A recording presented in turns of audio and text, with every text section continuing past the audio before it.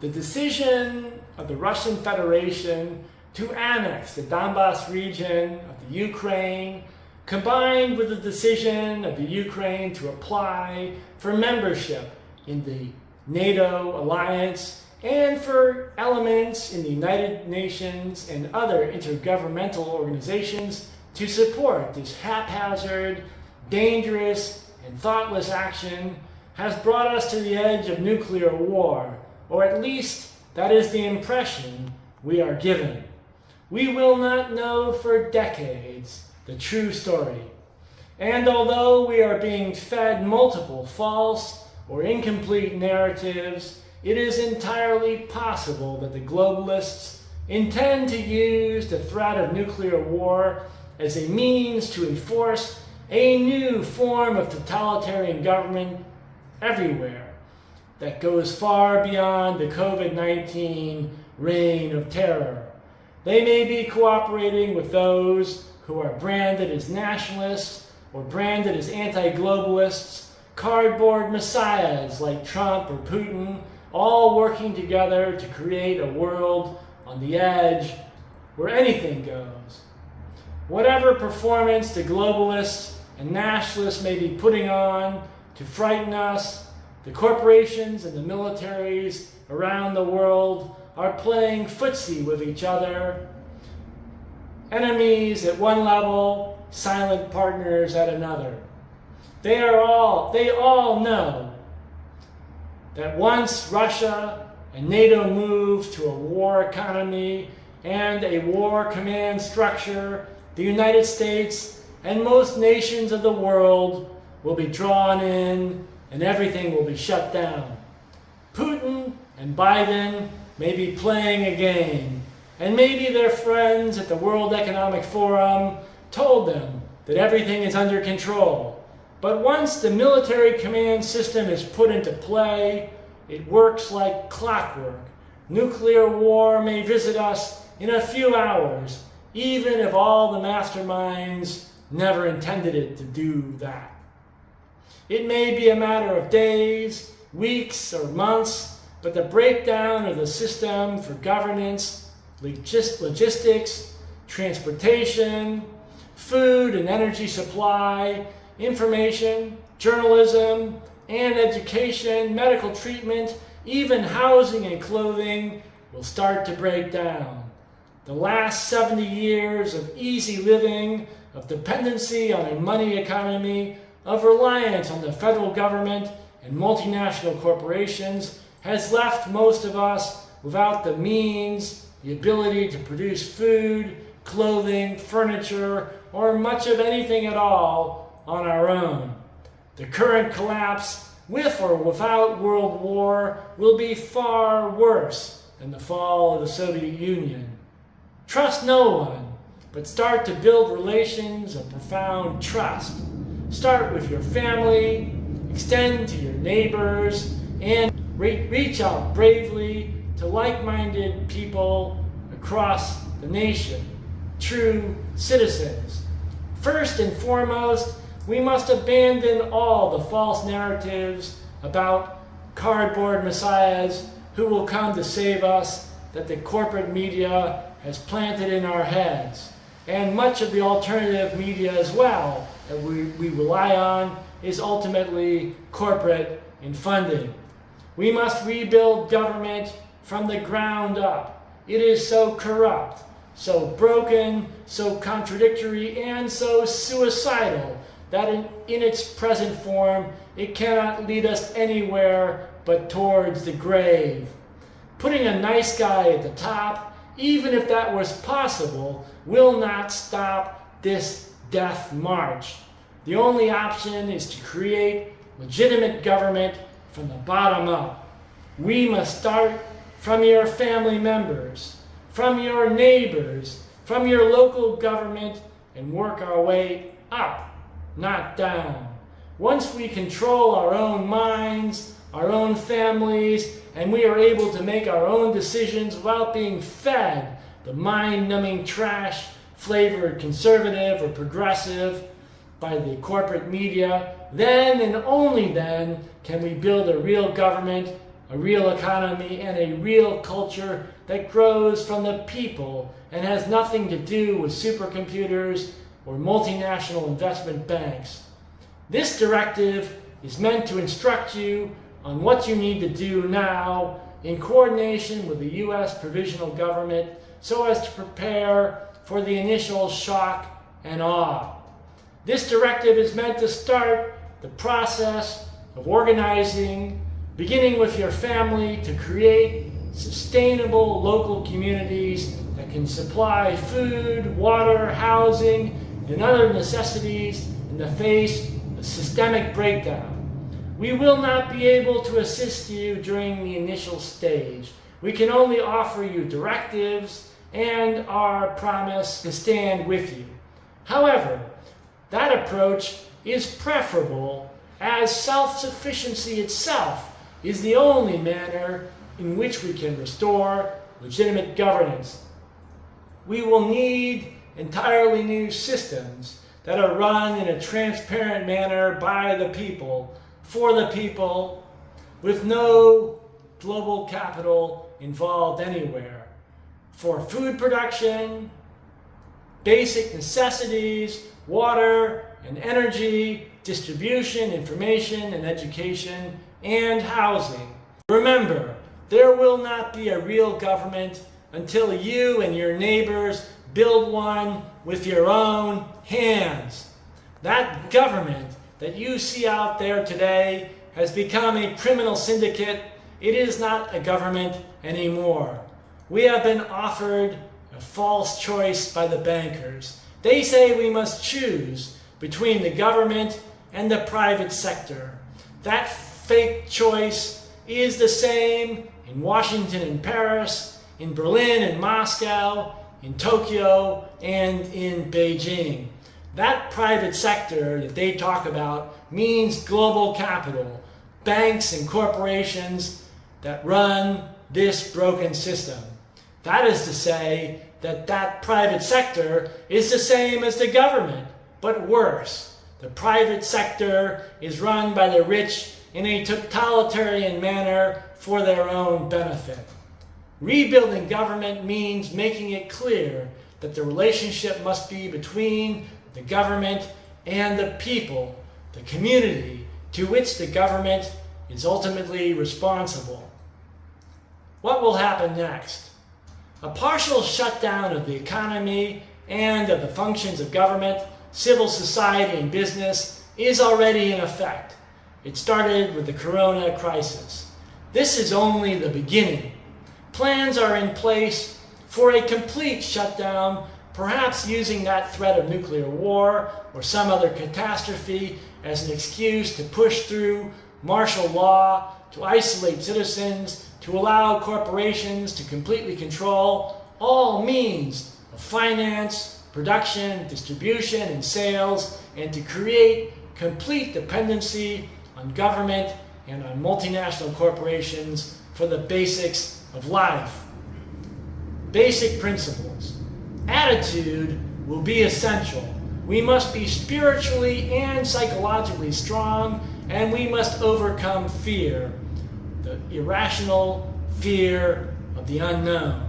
They will use hyped up fear, terror, as the tool to control us, as they have already done with numerous fake school shootings, contrived racial attacks, COVID-19, and other incidents intended to convince us that the enemy is our neighbor who has different habits and not the rich who wish to destroy us all. Divide, rule, and destroy is not just a strategy, it is now the only strategy. We must quickly establish a healthy culture, which means overcoming the negative popular culture forced upon us by the corporations, notably the cult of the self, narcissism, the throwaway culture of consumption and waste, and the trap of emotional manipulation through gender and ethnic branding that is meant to destroy our personal autonomy. That means a return to real values, real love, real family, and real responsibility to the community. It means moving away from the individual as the focus and embracing values like frugality and honesty. We must look out for our families first as we prepare for a total systemic collapse. At the same time, we must have a strong sense of community so that we are ready to help each other and to take risks for each other when the situation demands it of us. If we try just to save ourselves, we will not survive. We need to identify who has the skills in our neighborhood among us and what his or her role will be when the system breaks down. Who has skills as a farmer, a doctor, negotiator, teacher, organizer, carpenter, or moral leader. Money is not an important factor in making these plans because money can very quickly have little value if the authority of the public institutions dissolves or if the banks are shut down. Having money in cash may be valuable, but it may be even better to buy objects necessary for survival. Do so in coordination with others so we do not duplicate everything. There should be two parts of our response which should be undertaken simultaneously. First, there must be an immediate response to the shutdown, stockpiling food and supplies, purchasing tools and objects with real value, and forming plans with friends and neighbors for how we can pool resources and reduce waste, change habits, and form a real community. Second, we need a long-term program for establishing renewable, sustainable agriculture, creating local manufacturing, and forming communities which are totally self-sufficient, communities wherein the means of production, distribution, and consumption are controlled by the people in a democratic and transparent manner, and in the sense that was originally envisioned in the United States at the time of the signing of the Constitution of true independence. When everything else collapses, those local groups will become everything. But there is another level. Self-sufficiency over months and years will require a shift in our thinking about ourselves and our community. That will take time and careful long-term planning.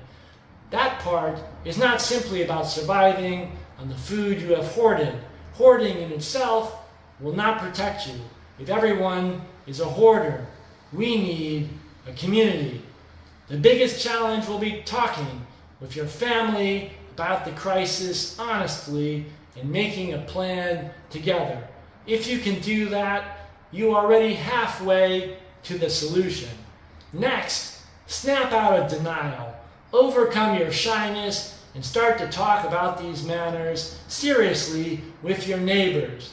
The culture fed to us by the television and movies encourages in us an obsession with personal needs and discourages the building of a community. This poisonous culture must be exposed and driven out. What you need to know. The SAT test never asks you about how to make water potable, how to create your own compost for your garden, which local plants are edible, or how to raise chickens. That is no accident. The multinational corporations want you to be dependent on what they supply and lacking in self-sufficiency. They are counting on this crash to bring you to your knees. There are various manuals that can be bought or downloaded that can teach you how to compost, to farm, to raise animals, to purify water, to build your own home or furniture, to sew clothes, etc. Get those materials and study them seriously. See how you can reduce your expenses through self-sufficiency rather than scrambling to get more money. Money may disappear, or it may be reduced to digital currencies that can be canceled or made conditional. at any time. Barter and trust are critical to creating communities that are not dependent on money.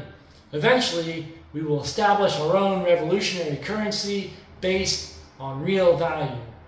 We have been suckered into this dependency on fossil fuels, fuels that are destructive to the environment, through a long process over 100 years. Eliminating unnecessary use of energy, unnecessary travel, and other wasteful behavior can be transformative. Sharing resources and working to create water mills, install good old-fashioned windmills, set up solar energy, and the best solar energy is using the sun to grow your own food.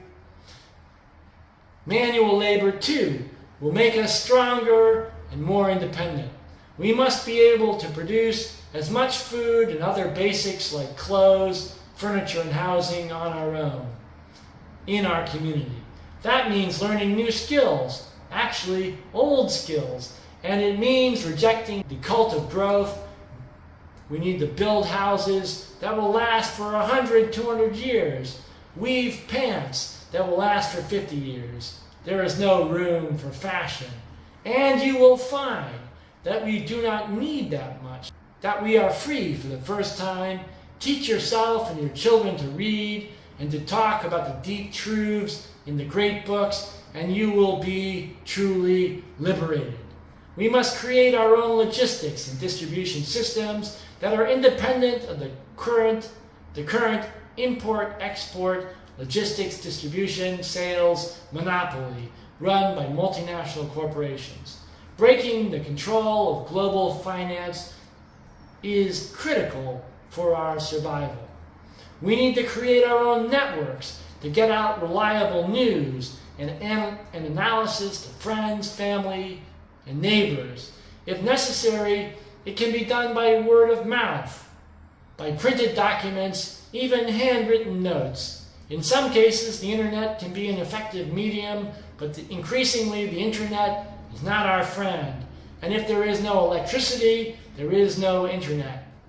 We need to teach our children and our neighbors' children, and to teach ourselves through a new educational system that is based in science and in ethical principles, beyond the culture of narcissism, beyond the cult of the self, and beyond the promotion of qualifications and social status.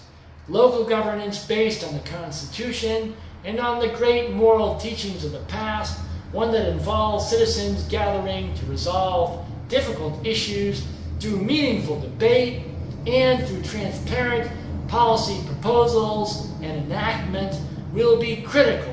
We must deal, after all, with difficult questions like ownership. Obviously, the land bought up by multinational corporations and billionaires with fake money that they printed up does not belong to them.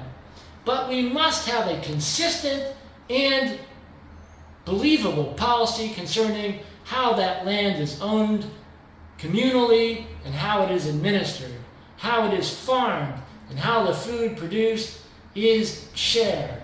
The banks and corporations clearly do not have a legitimate claim of ownership, but we must set up reliable and just definitions of possession to avoid chaos. Some people obviously want chaos.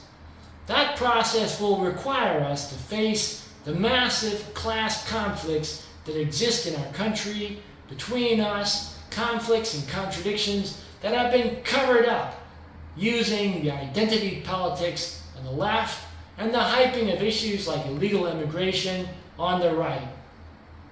The problem of security. The fake declaration that a nuclear war has started may be accompanied by the use of 5G or robots and drones to attack citizens. These are real threats from within, and we must be prepared. The dangers of a shock and awe attack meant to completely demoralize and confuse us are very high.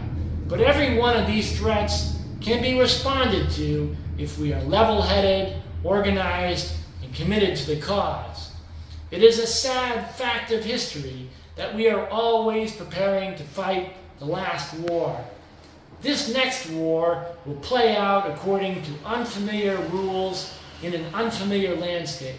The principles of war, however, are unchanging. Safety first, but it would be a mistake to start swinging your sword if you do not know who the enemy is. Our enemies have gone to great length to cover their tracks, to hide behind those cardboard messiahs. Let us start with our food, our water, our soil, and our air. We will need to establish our own systems to assess the quality of air, of soil, of food, and of water on our own, without relying on corporate or government-controlled organizations or universities. We must defend the quality of air and of water because they are essential to life and they are under attack. At the beginning, we cannot shoot down the planes engaged in geoengineering. We cannot stop low-orbit military satellites. Yet, do not despair. If we build our network from the bottom up, one based on mutual support, mutual respect, and mutual trust, eventually we will be able to reach the heavens. We must take down all those 5G towers that can be used to assault our bodies and our minds using electromagnetic radiation in the slow kill, the slow cook. As those 5G networks are supposedly private property owned by Verizon, AT&T, and others, organizations controlled by billionaires, this operation requires preparation. We need to explain to the citizens or to anyone who asks or who challenges us why the money used to build those towers was fake and why the organizations running those 5G networks, are criminal syndicates who have no legitimacy and who are working to destroy us. Such arguments will be difficult at first, will require real raw bravery, but I have complete confidence that as things get worse, those arguments will eventually carry the day. Go forth with confidence. Attacks by drones and robots are also entirely possible, especially if martial law is declared in response to a supposed nuclear war. A war real or imagined or both. There are ways to defend ourselves against those weapons and to dismantle them. The first step is to talk with each other honestly and to start brainstorming about a real plan. The military, the intelligence community, and the police.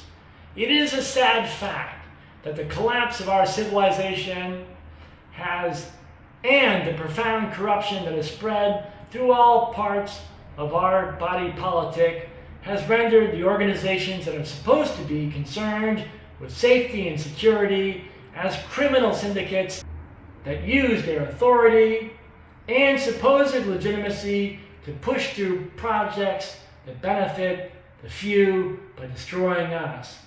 Many an honest military officer or police officer has been destroyed in secret by the globalists or forced to do terrible things in response to horrible threats. The situation seems overwhelming, but it is far from hopeless. We have faced such challenges before in human history, and once a serious discussion starts outside the banal consumer culture, real leaders with real solutions will emerge. We have complete faith that a way forward will become manifest once we know the truth, and the truth sets us free. If you are a member of the police, of the military, of intelligence, a man or woman who has a conscience, who cares about the Constitution and the rule of law, or who is concerned about whether your children will survive, please allow me to make a humble suggestion. First, look around and see if you can identify others who have similar concerns. If you can find or form a space in which you can speak with your colleagues honestly and assess what is going on accurately. A space wherein you can discuss what needs to be done. If you have created such a space, you have made tremendous progress. Do not be concerned about whether if it is 2 people or 100 people or 1,000 people.